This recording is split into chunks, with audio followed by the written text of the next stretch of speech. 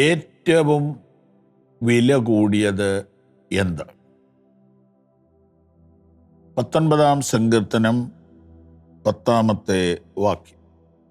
ദൈവവചനം പൊന്നിലും വളരെ തങ്കത്തിലും ആഗ്രഹിക്കത്തക്കവ. ദൈവവചനത്തെക്കുറിച്ചാണ് പറഞ്ഞു വരുന്നത്.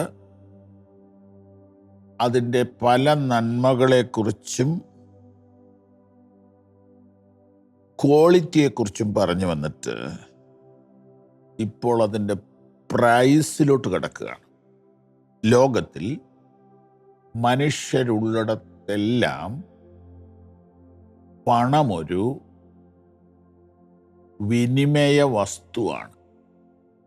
അതിനു മുൻപ് വസ്തുക്കൾ വെച്ചു മാറുകയായി. ചേമ്പ് കൊടുത്തിട്ട് ഉരുളക്കിഴങ്ങ് മേടിക്കുക, തക്കാളി കൊടുത്തിട്ട് അരി മേടിക്കുക, മുരിങ്ങക്ക കൊടുത്തിട്ട് വെളിച്ചെണ്ണ മേടിക്കുക. ആ കാലം പോയിട്ട് എല്ലാം കറൻസി കൊണ്ട് കൈമാറ്റങ്ങൾ നടക്കുന്നു. ഈ കറൻസിക്ക് പിന്നിലൊരു വില്ലനുണ്ട്. അവനാണ് പൊന്ന്.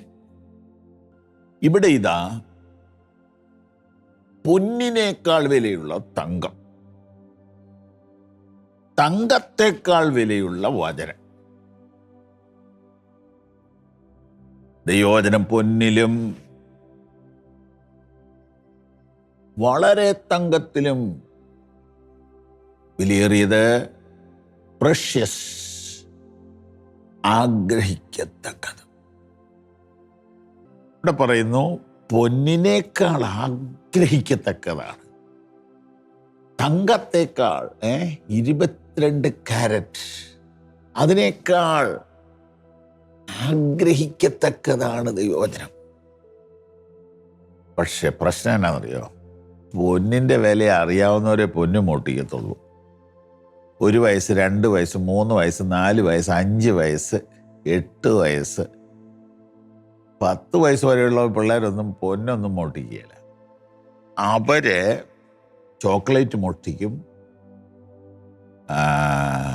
പിന്നെ ബുക്ക്, പെൻസിൽ ഇതൊക്കെ അടിച്ചു മാറ്റും, ചെരുപ്പ് അടിച്ചു മാറ്റും. എൻ്റെ കൊച്ചുമോൻ്റെ ചെരുപ്പ് ഒരു മീറ്റിങ്ങിനകത്തോട്ട് കയറിയിട്ട് വന്നപ്പോൾ ആരോ അടിച്ചുകൊണ്ട് പോയി. അപ്പോൾ പൊന്നിൻ്റെ വിലയറിയാവുന്ന മന്ത്രിമാരും അല്ലെങ്കിൽ ഉന്നതന്മാരുമാണ് ഇപ്പോൾ അത് മോട്ടിച്ചു എന്ന് പറയപ്പെടുന്നത്. വചനത്തിൻ്റെ വിലയറിയാവുന്നവൻ, അവൻ രാവിലെ വചനത്തിൻ്റെ മുൻപിലിരിക്കും. God bless you.